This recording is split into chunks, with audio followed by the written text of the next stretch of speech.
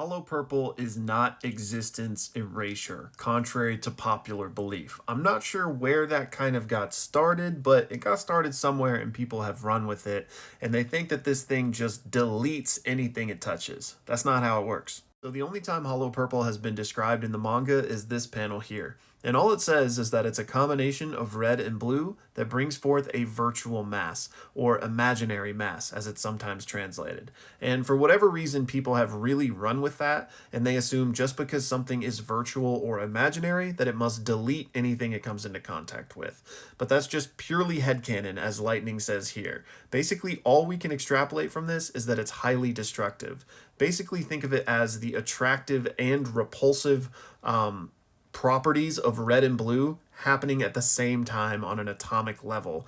That's why it's so destructive, but it never states that it just straight up deletes matter. Just in case you're wondering why I'm citing a random Reddit post as evidence here, it's because I personally can't read Japanese, and this is Lightning, the most trusted translator in the entire community. So yeah, Hollow Purple, extremely powerful, just not an instant win button. If it was, Gojo could have just Hollow Purpled Sukuna's fingers and we could have all gone home months ago. From here on out in this video, we are about to get into manga spoilers. I wanted to do that part of the video first because it's a very common question and it's anime friendly, but for my anime onlys, you probably want to back out now. Alright, so first of all, massive shout out to You Dig My Dude for the insanely generous donation. Thank you so much for the support, man. And his first question had to do with Hollow Purple. He wanted to know why Gojo's only destroyed Sukuna's arm instead of vaporizing him. So it's based on what I was just talking about. It doesn't just simply delete things, so Sukuna was able to use cursed energy reinforcement to defend himself. And as strong as Purple is, it speaks to just how powerful Sukuna is, that he was able to,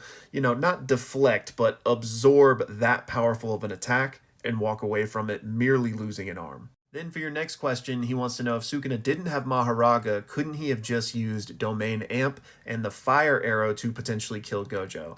And specifically cites that after Gojo's domain crumbled, when his Limitless would have been on cooldown, as it were, that's how the Fire Arrow could have gotten through. So it's possible, right? This is one of the things that people love to argue about. Could Sukuna beat Gojo without the 10 Shadows? And I did a video a while back talking about a non-10 Shadow Sukuna versus Gojo, and I think it would be an extremely high diff fight that I think either could win. So is it possible for Sukuna to win without the 10 Shadows?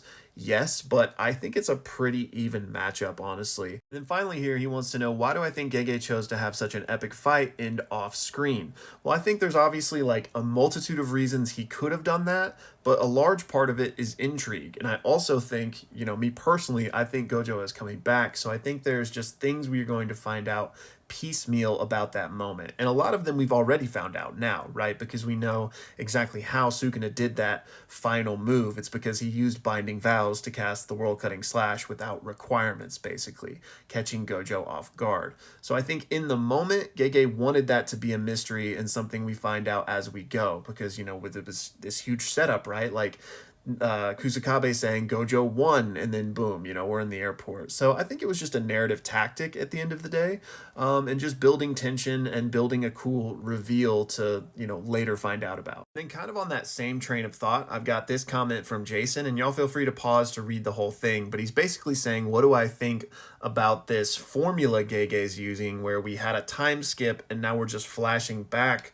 to the planning process of the Sukuna fight. He compares it to like a heist movie where, you're seeing the heist in real time and you're having flashbacks to how they planned it and how they're successfully getting away with it. So, at the end of the day, it's again a narrative device. Some people are going to like it, some people aren't. I personally have no problem with it, and I'm actually enjoying it. I think it's a really cool way to, again, have intrigue, because we just go straight to this fight and we're like, whoa, what did they do to prepare for this? We know they had a month training arc.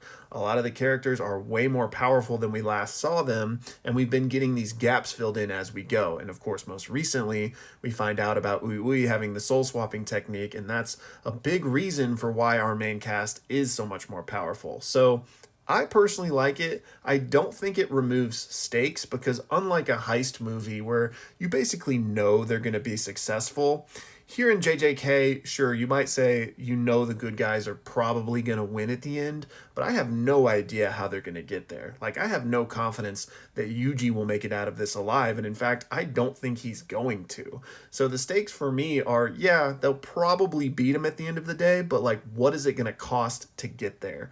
So I'm on board with it. I think it's a cool narrative device, but again, to each their own, and I definitely could see some people not liking the way it's playing out. Next up, we got a couple questions from Zachariah. The first one being, could Limitless stop the fire arrow? If not, what can? And yes, Limitless can stop the fire arrow. Assuming Limitless is active, then basically nothing's getting through that, except for the things we already know can get through it, like domain amplification and the world cutting slash, and any other hypothetical thing of that nature. Sure, but of the things established in JJK, like really nothing's getting through Limitless.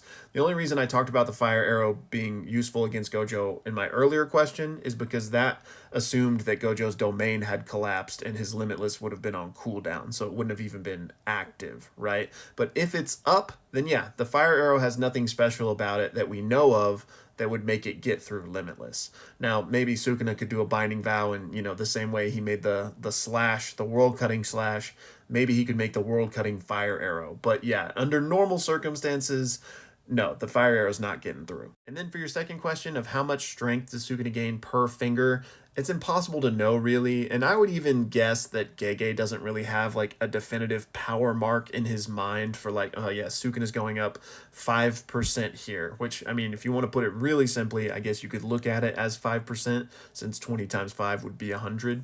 But for my best guess, I would just say that each finger represents Sukuna gaining more access to his overall cursed energy pool, because we know even at minimal fingers, he can still do domain expansion, he can still do all of his techniques, so it's not as if any of those things are being held back from him, so it would make sense that it's basically just cursed energy. And I've talked about this in various videos, but I really think a low number Sukuna wins against most people in the verse not named Gojo. So yeah, hard to quantify, but you can think about it as cursed energy, in my opinion. Next up, we got this question from Jacob on, are the world slashes in Megumi's totality supreme arts, aka maximum techniques? And no, I don't think so. In the world slashes case, I definitely don't think that's the maximum technique. It's basically just Sukuna's normal slashes with the binding vow to expand the target, right? And the way maximum techniques work is they're basically pushing the concept to its absolute limit. Insofar as, cursed spirit manipulation, it's maximum Uzumaki, right? Consuming the cursed spirit and turning it into pure power, basically, and extracting the technique in some cases. And I think the reason we don't see many other maximum techniques, we see Jogos with maximum meteor, but I think it's a concept that Gege largely kind of left behind. And you got to remember that JJK 0 was written first, which is where we saw maximum Uzumaki for the first time. And in JJK 0, there weren't domain expansions. So that concept maybe hadn't even come to Gege yet. And so maybe he was originally thinking like people's most powerful moves would be these maximum techniques. But of course, then we got domain expansion. So I think he just largely kind of moved away from maximum techniques. But if anything, totality I think would be more akin to a maximum technique, but I don't think it is either. Jacob also wanted to know what my thoughts are on some other potential maximum techniques. These are things I've touched on a little bit in past videos, like for Gojo. Gojo's is not hollow purple, by the way, but I thought maybe it could be like atomic level uses of blue to like, destroy somebody from the inside out or something. And for Megumi, it could be like a final shadow form where he basically totalities himself instead of a Shikigami. Like, those are cool ideas, but really, it's just anything you can think of. And a lot of people, when they make their custom curse techniques and show me, they come up with their own, and I love that. So check out the Discord and the custom forum if that interests you. And finally, today I got this question from Siddharth that asks if I could do a Gurren Lagann series to get people into it. I won't be doing a series covering it or anything, but I have talked about this before in my top 5 anime of all time video. It's up there. One of my favorites. I cannot recommend it enough. If you haven't seen it, you gotta add this to your list. And y'all, that's it for this one. Thank you so much for all the support, and thank you so much for watching.